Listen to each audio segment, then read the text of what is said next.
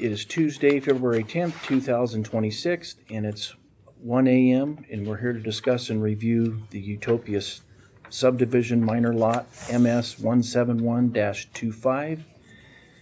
Before we go into the public meeting, I want to go over a few rules. We have a signature sheet going around. No person shall be permitted to testify or speak before the hearing body at this public hearing unless this person has first signed his or her name and address to sign up provided by the hearing body and indicate what, if any, interest he or she may have, whether they live within the 300 feet property. No person shall be permitted to speak before the hearing body until such person is recognized by the presiding officer. All public hearings proceedings shall be recorded electronically, and all people shall speak clearly and loudly enough to assure that their testimony is recorded clearly and correctly. No person shall interrupt the speaker. Any speaker who has evidence of any kind shall submit that evidence to the staff to be entered into record, with 4 copies of each documentary or photograph item of evidence shall be provided and shall be marked for identification purposes only. People attending the public hearing shall engage in respectful manner. Any action that disrupts this proceeding or endangers any others may result in prompt removal. Once the chairman declares the hearing closed, no further evidence or testimony will be presented or considered. Okay, I would entertain a motion to go into a public hearing. I make a motion, we move into public hearing.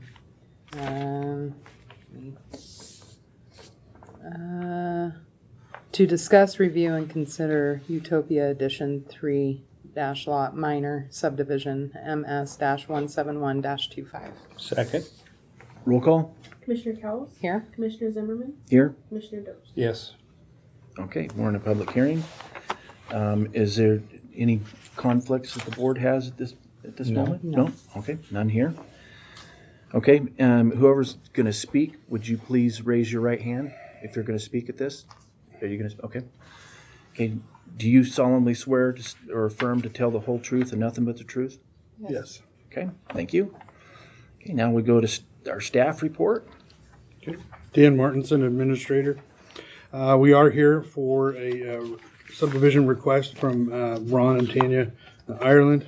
It is named Utopia Edition. It is a 3-lot minor subdivision and a replat of a portion of Lot 1 of a previous subdivision known as Drake Acres minor subdivision, and it's in the natural resource zone. This is case number MS 171-25. You've been given a package of a staff report and an application package of various exhibits related to this decision, including agency letters and maps, vicinity maps, and a copy of the preliminary plat. It should be all in your packet, and that's what I'll read about here. Pre-application meeting with the applicant and planning staff occurred on or about February 11th of 25. On April 15th of 25, a complete subdivision application was submitted to the planning department. This application was being processed as required under Shoshone County Title 10 subdivision regulations. Based upon the completion of the application and agency response information, the Planning Administration published in the Shoshone News Press a 30-day notice of public comment on this application. That comment period established from Friday, June 13th of 25 through Monday of July 14th of 25.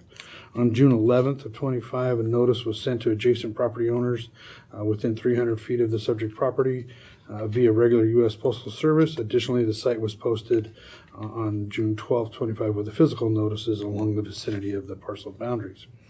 At the conclusion of the comment period, no public inquiries, comments, or testimony was received. The administrator then completed the review of the determination of compliance. The applicant decided to amend the original proposal from 2 lots to 3. This required additional review by agencies to confirm any agency comments or requirements. No changes were required by agencies. Revised application documents were received, and the process continued. Through a variety of issues with the, I don't want to call out the surveyor, but there was issues with getting the plat redone. Not their terrible fault, but there was just issues getting information. So it took a while to get here, and here we are almost a year later. But a public meeting was scheduled for today. and here we are. The facts of this case are that the applicant representative is Hunter Hartwig and Nancy Nick of H2 Surveying and Engineering. The property owner is Ron and Tanya Ireland of 996 Polaris Peak Road in Kellogg. The applicant is requesting a minor subdivision for the creation of 3 lots in the natural resource zone. The site is located approximately a mile south on Polaris Peak Road off of Big Creek Road, Kellogg, Idaho. The site is described as a portion of a Section 10, Township 48 North, Range 3 East, Kellogg, Shoshone County, Idaho. Parent parcel number is 48N03E-10-7520 and 48 North 03E-10-8220, which is a tax code area separation. It's all one parcel, but it's split by tax code. The official zoning of the county zoning district map indicates the property is currently zoned natural resource. The surrounding properties are designated as well as natural resource. The surrounding uses are mostly rural residential and timber related rural timber land uses. The proposed parent parcel is approximately 24.8 assessed acres. The proposed subdivision will comprise of 3 lots of the following approximate acreages. Lot 1 is 17.806, Lot 2 is 3.337, Lot 3 is 3.737, totaling the 2488. Preliminary survey work and corrections were completed on this parcel to create the proposed lot. There appears to be a discrepancy between the assessed acres of the parent parcel and the actual surveyed acres per legal descriptions. The governing documents and deeds will be used to document the actual acres on the final plat. Shoshone County Subdivision Code requires that a minimum lot size for a minor subdivision application to be 2 acres. The minimum lot size required in the natural resource zone is 7,700 square feet, or 0.17 acres. All proposed lots are designed to exceed both of these requirements. There is an existing residence on the parent parcel. The current use is rural residential, recreation, and timber. The topography and vegetation, again, is the terrain characteristics for the proposed sites are typical rural forest. Site varies in topographic relief from grades of 10 to 35% with an approximate elevation change of 160 feet. The site is located on the north and west facing slope off of Big Creek Road at the top off of Polaris Peak Road. The site contains typical timber with native grasses and bushes. Comprehensive plan designates this area as a central corridor district. This district is rural in nature, but may not have the same pressures for development as other areas in the county. The proposed site is not located within an area of city impact, either for Kellogg or the city of Osmark, so they were not solicited for comment on this subdivision. Water supply and water disposal. Water supply. All proposed lots are designed to utilize an individual well for domestic water service. There is currently 1 developed well site located upon proposed Lot 1, centrally located on the parent parcel. Domestic water service is to be provided by private individual wells, installation by future landowners. Wastewater disposal. The parent parcel is not located within a community sewer system. Lot 1 has an existing and approved septic system. Wastewater service is to be provided by private septic systems, installation by future owners.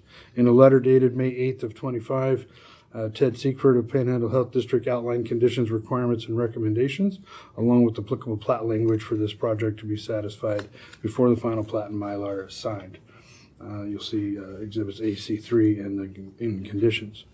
The italicized wording here is the wording on the plat. Fire District and Ambulance Service District. Shoshone County Fire District 2, now an Ambulance Service District, provides emergency services to this area. Comments dated May 19th of 25 from Travis Costa, Deputy Fire Marshal, indicated the approval will be given once the address is posted in accordance with the International Fire Code. South Fork Sewer District 1 and 2 have been consolidated into one district now known as Silver Valley Fire Rescue. Their comments and requirements have not changed. Required. Access and transportation. Primary access to existing and proposed lots is currently provided by access off of Polaris Peak Road, a public roadway maintained and serviced by Shoshone County Public Works Department. Existing and proposed future access to each parcel will be provided by individual or common driveway. Shoshone County Public Works letter dated May 22nd of 25 from Stephanie Featherstone with the Shoshone County Public Works Department indicated that in their judgment, the addition of 3 lots to Polaris Peak Road would not generate enough traffic impact to warrant any improvements to the existing roadway. Ms. Featherstone noted that the 2 lots have existing approaches that will not require any improvements. Lot 2, which is being sold as undeveloped, will require an approach permit before commencement of any improvements. Additionally, 60 feet of right-of-way is being dedicated through the subdivision to Shoshone County, which matches their current roadway easement. Polaris Peak Road is a secondary plow route, and they went on to comment, Polaris Peak Road is a secondary plow route that is maintained Monday through Friday as staffing allows and will not typically be plowed on evenings and weekends. A special note for that road. Bunker Hill Overlay District. This parcel is located within the operable Unit 3 of the Bunker Hill Superfund site. On April 17th of 25, Mary Renberg, Program Manager of PhD's ICP, provided comments indicating that the project is subject to rules and regulations of PhD's ICP. An ICP permit is required for the development and or change of use of this property. Additionally, any contractor performing excavation, grading, infrastructure development, and or transportation disposal of contaminants within the ICP administrator must be licensed by a PhD. Stormwater. Any maintenance of existing road does not require a site disturbance permit. There are no site disturbance or developments proposed. Future site development will meet all required site disturbance code regulations. The proposed subdivision will conform to the design standards of the surrounding area, including those outlined in Section 1031 of the Shoshone County Code. The subject parcel is not located within the special flood hazard area or regulatory floodplain, therefore no specific notations are required on this plat.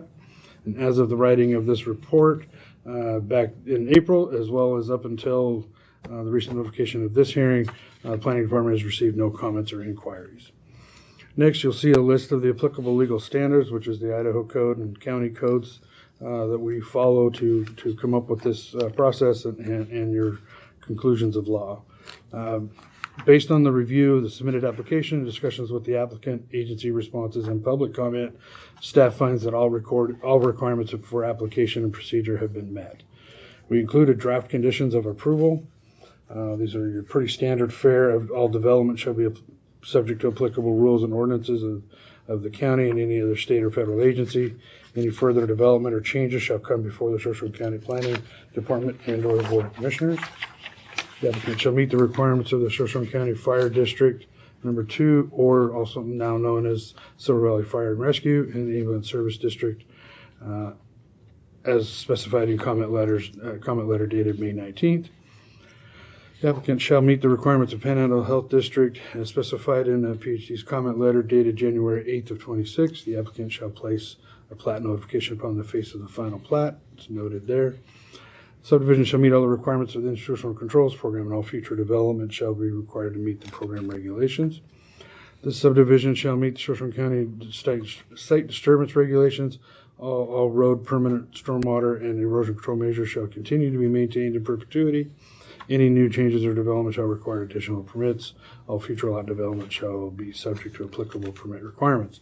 Terms and conditions placed on this approval shall run with the land and remain valid upon change of ownership or until the approval expires. We'll note below that this approval expires in 24 months if it's not completed. The applicant in future assigns having an interest in the subject property shall fully comply with the conditions placed on this approval. This approval is based on the information presented in project application, plans, and the testimony provided as part of this request, and the approval is limited to that request. All applicable project fees shall be paid before issuance of the final order of decision and the recordation of the final plat. Applicant shall meet the requirements of final plat subdivision application procedures as specified in Shoshone County Code Title 10.5-4. And again, the last one is this approval shall expire 24 months from the date of signing of the order of decision, unless an extension is applied for by granted by the Board of Commissioners. On the next page, section 6, we do a draft conclusions of law, and these are taken out of our codes, and your responsibility is to read those and decide whether they do or do not achieve those goals. The assumption is that it will, and then at the bottom we do a little list of the procedures here.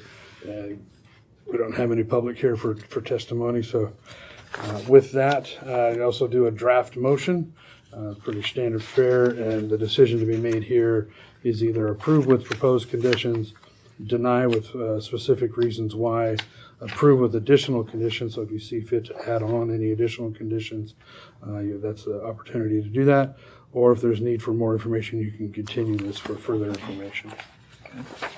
And with that, you have a whole package there. I have time to go through that. If you have any questions for me, I'd be glad to clarify, and or if you had questions for the property owner, I just wanted to make a quick correction. Under 2.13, I had an inadvertent date for Panhandle Health. They provided us an updated letter, which I reflected in the draft conclusions of law, draft conditions, but I missed it here. So it's January 8th, 26. So just wanted to clarify for the record. Okay. Thank you. Is there any questions the board has for our staff? No. No. None? Do we have any questions for the applicant? None at this None at time. this time? Does the applicant want to speak?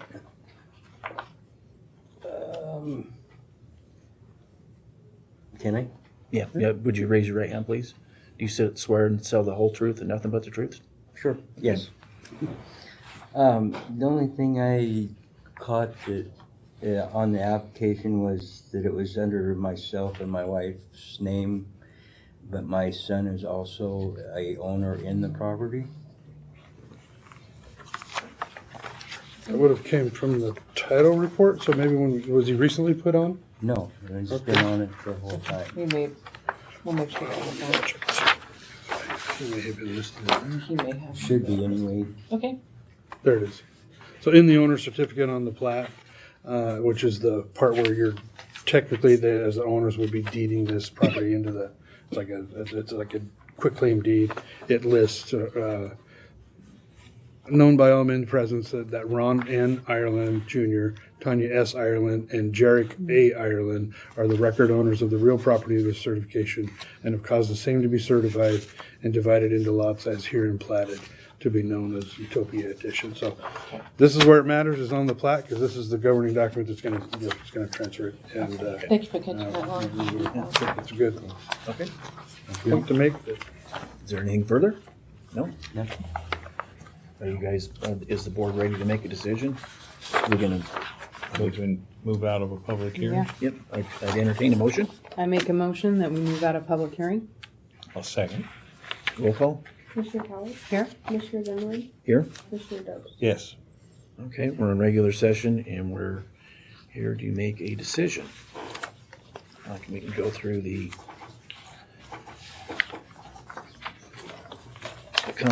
on the comprehensive plan.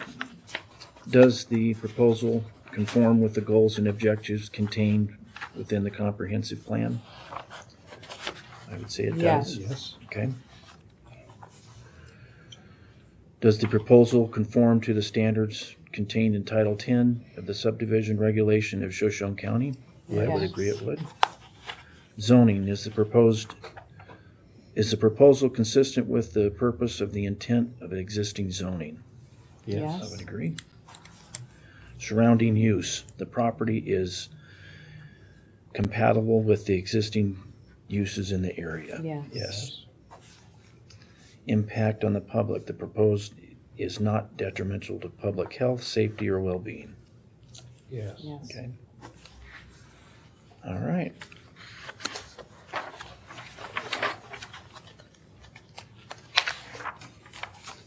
We have a draft motion before us.